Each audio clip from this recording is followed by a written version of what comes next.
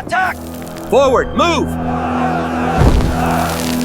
Is Muhammad among the dead? Is Abu Bakr gone? Is Umar finished? Glory to Hubal this day. Advance! Keep formation! Charge! Kill them all! You dare speak of one God in the house of TH360 idols? We crushed the Kinana and we scattered the Hawazin. Our glory. They stand no chance against the might of the Quraysh. Hello, believers. Today we are traveling back in time to the year 624. We are going to a place called Badr. Today, this place is a quiet spot in Saudi Arabia, located about 80 miles from the holy city of Medina. But back then, it was the stage for one of the most important days in human history. Our story centers on the Prophet Muhammad. He was born in Mecca and spent his life teaching people to worship only one God. He was known for being the most honest and kind person, even by his enemies. But those enemies forced him and his followers to leave their homes and everything they owned. Now they are about to face each other in the burning sands. Imagine the heat, the smell of dust, and the sound of your own heart beating against your chest. The odds are so stacked against you that honestly, you probably won't survive this. So, before you get comfortable, take a moment to like the video and subscribe Journey with Prophet, but only if you genuinely enjoy what I do here. Let me know in which city from you are watching this and what time is there now. Do type in comments section below. Now, wear your headset to properly enjoy the story. The sun is just starting to peek over the horizon. The shadows are long and blue, but you can feel the warmth of the golden morning beginning to touch the sand. It is cold now, that biting desert cold that makes your fingers stiff, but everyone knows the heat is coming. A small group of men stands near the Wells of Badr.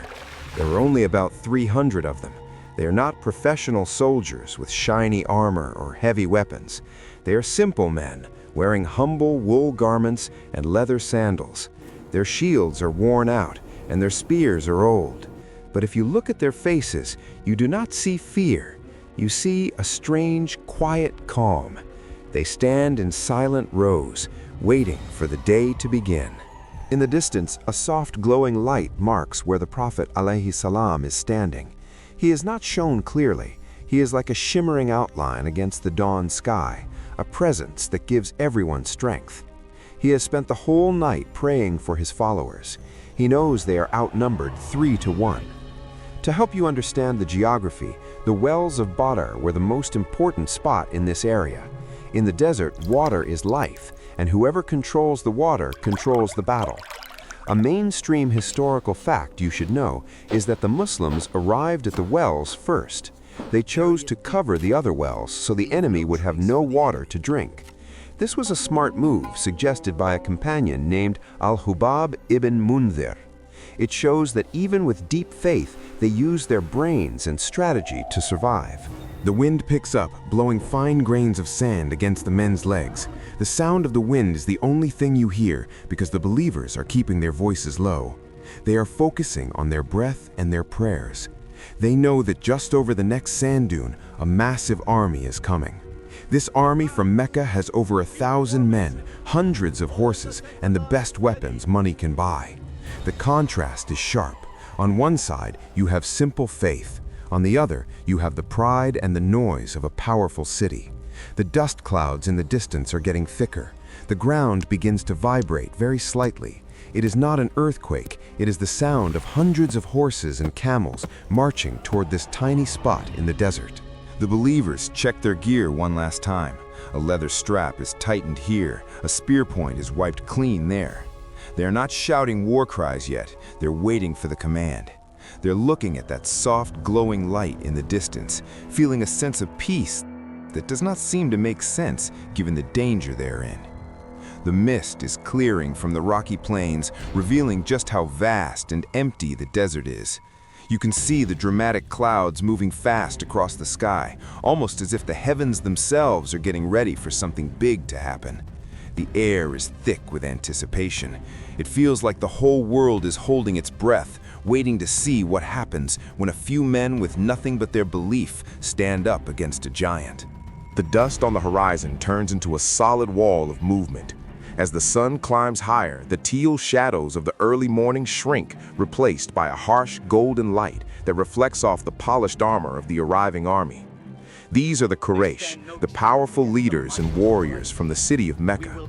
To understand why they are here, you have to know that Mecca was the center of trade and religion in Arabia. The Quraysh were the most powerful tribe, and they felt that the Prophet Muhammad and his new message were a threat to their way of life and their money. They didn't just come to fight, they came to make a statement. The noise they make is the first thing you notice. Unlike the silent believers, the Meccan army is loud and chaotic. You can hear the neighing of over 100 horses and the grumbling of hundreds of camels. They have brought singers and musicians with them to play drums and sing songs about their past victories. A mainstream historical fact is that the leaders of the Quraysh were so confident that they brought massive amounts of food, slaughtering several camels every single day just to feed their men and show off their wealth. They treated this march like a festival or a big party because they were so sure that 300 humble men could never stand a chance against them. From a low-angle view, you can see the two sides clearly now. On one side, the believers are standing in perfectly straight rows. This was actually a new way of fighting. In those days, most Arab battles were messy and disorganized, with people just charging in groups. But under the guidance of the glowing figure of the Prophet, the Muslims stand shoulder to shoulder, like a solid wall. They are holding their spears forward, creating a forest of sharp points. Even though they have fewer weapons and no fancy armor, their discipline is terrifying to look at. They don't move, they don't shout, they just watch. The Meccan leaders, like Abu Jahl, ride back and forth on their expensive horses. They wear silk and heavy iron mail, which are shirts made of thousands of little metal rings to stop sword hits. For a high school student today, think of them like the elite or the 1% of their time. They have everything money can buy, while the believers have almost nothing. But as the wind shifts, blowing the sand close to the camera lens in slow motion, you can see the difference in their eyes. The Meccans are full of pride and anger, but they are also a little confused. They expected the Muslims to run away when they saw the size of the army. Instead, they see a group of men who look like they are ready to meet their destiny. The Prophet ﷺ remains a shimmering outline in the distance, a source of peace for his followers. He reminds them that they are not fighting for money or fame, but for the right to worship God freely. The tension in the air is so thick you could almost cut it with a sword. Every time a horse snorts or a shield clangs against a rock, the sound echoes across the rocky plains. The sun is now fully up, and the heat is starting to shimmer off the ground, creating those wavy lines in the air that make things look like a dream. You see the believers gripping their wooden shields. Some of them are looking at their former friends or even family members on the other side. That is one of the hardest parts of this story. This wasn't just a war between two countries, it was often brother against brother. But their faith is the glue that keeps them standing still in those silent rows. They are waiting for the first move, knowing that once the dust settles, the world will never be the same again. The Quraysh think they are here for an easy win, but they have no idea that the desert is about to witness something that defies all logic. The silence is finally broken by the sound of heavy footsteps on the rocky ground. 3 men from the Quraysh army step forward, their armor clinking with every move. They are their best fighters, and they shout out a challenge, asking for the Muslims to send their own champions to fight them. This was the traditional way to start a battle in those times. A mainstream historical fact you should know is that these duels were very important.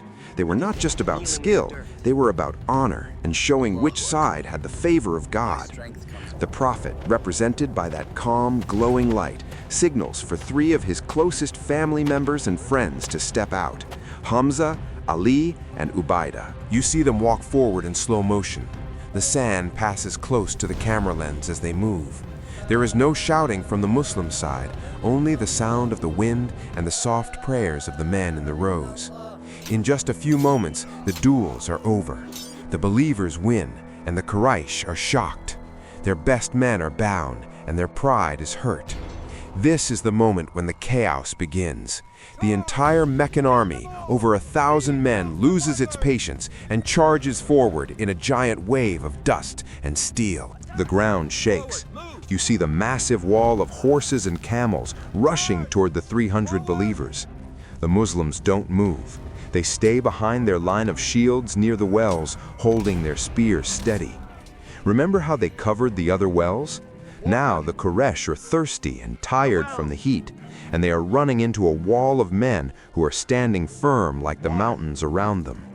But even with their bravery, the numbers are just too different. It looks like the small group will be swallowed up by the crowd. But then, something miraculous happens. You see the glowing outline of the Prophet bend down and pick up a handful of tiny pebbles and sand.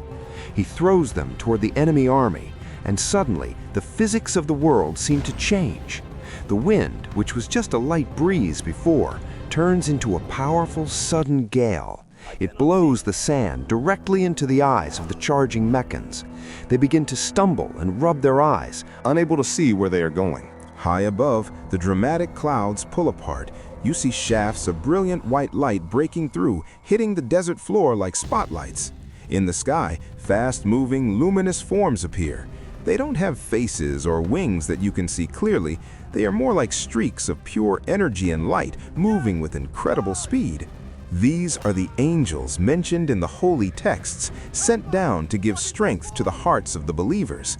You see enemies falling to the ground without any visible cause, as if an invisible force is pushing them back. The atmosphere feels heavy and spiritual, like the air itself is thick with power. The blue shadows of the rocks and the golden highlights of the sun mix together in a way that looks like a dream. The believers feel a sudden surge of energy. Their humble wool garments flutter in the divine wind. They are no longer just 300 men. They feel like a force that cannot be stopped. The Quraysh, who were so loud and arrogant just an hour ago, are now filled with a strange, sudden terror. They don't understand what is happening. They see their friends falling. They feel the blinding sand in their eyes, and they hear a sound like 1,000 wings beating in the air.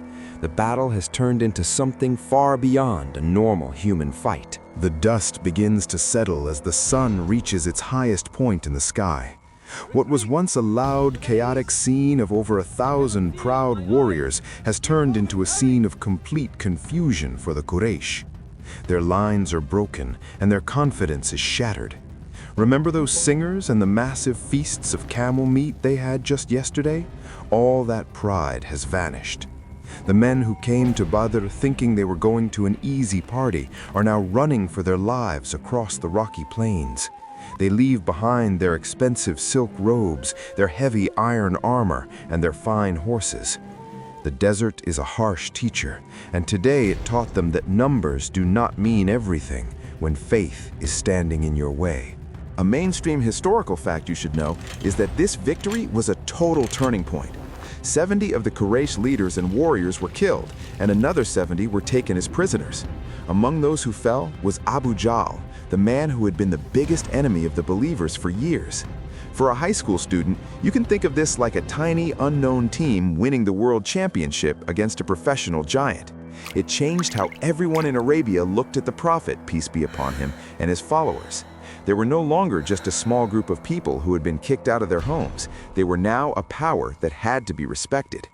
The believers stand among the wells, their humble wool garments covered in the dust of the battlefield. They look at each other with tears in their eyes, hardly able to believe what has just happened. They didn't win because they were better fighters or because they had better swords. They know, deep in their hearts, that they were helped. The glowing outline of the Prophet ﷺ is seen moving among them, offering comfort and reminding them to be kind to the prisoners they have taken. Even in victory, he teaches them to be better than their enemies. This day at Badr changed the course of human history. If the believers had lost, the message of Islam might have ended right there in those desert sands. But because they stood firm, the message began to spread far and wide. eventually reaching every corner of the globe.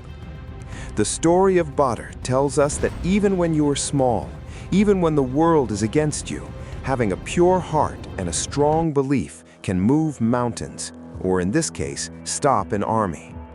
The golden sun begins its slow descent, painting the sky in deep oranges and purples as the believers start their journey back to Medina. They are tired and worn out, but they carry with them a peace that no amount of money could ever buy. The desert returns to its natural state. The wind-driven sand particles begin to cover the footprints of the horses and the marks of the struggle. The dramatic cloud formations that watched over the battle now drift lazily toward the horizon. The silence of the desert is no longer heavy with tension. It is now a silence of rest. The Wells of Badr, which provided the water that kept the believers strong, continued to flow quietly in the heat. You can almost feel the weight of the day lifting off your shoulders as the story comes to its end. As the stars begin to poke through the darkening blue of the sky, the memory of the light remains. The journey of the prophet continues, moving forward with a new strength that will soon change the maps of the world forever. You have seen the courage of the few and the power of the divine. You have walked through the sand and felt the heat of the sun. Now, it is time to let the desert rest. The sounds of the camels and the soft clinking of water skins fade into the distance. The vast, empty plains are still once more, holding the secrets of a day that changed everything. The world is quiet now, and the desert air is turning cool and soft. Let your mind rest as the golden light of the story fades into a gentle glow. You are safe, you are calm, and the heavy lifting of the day is over. Feel the stillness of the Arabian night wrap around you like a warm blanket. The stars above Badr are the same stars that watch over you now, distant and peaceful. Everything is as it should be, and the history we shared is now a part of your dreams. Close your eyes and let the rhythm of the desert wind carry you into a deep, restful sleep. You have traveled far today, and you have seen the wonders of faith. Rest now, and let the peace of this story stay with you until the morning light.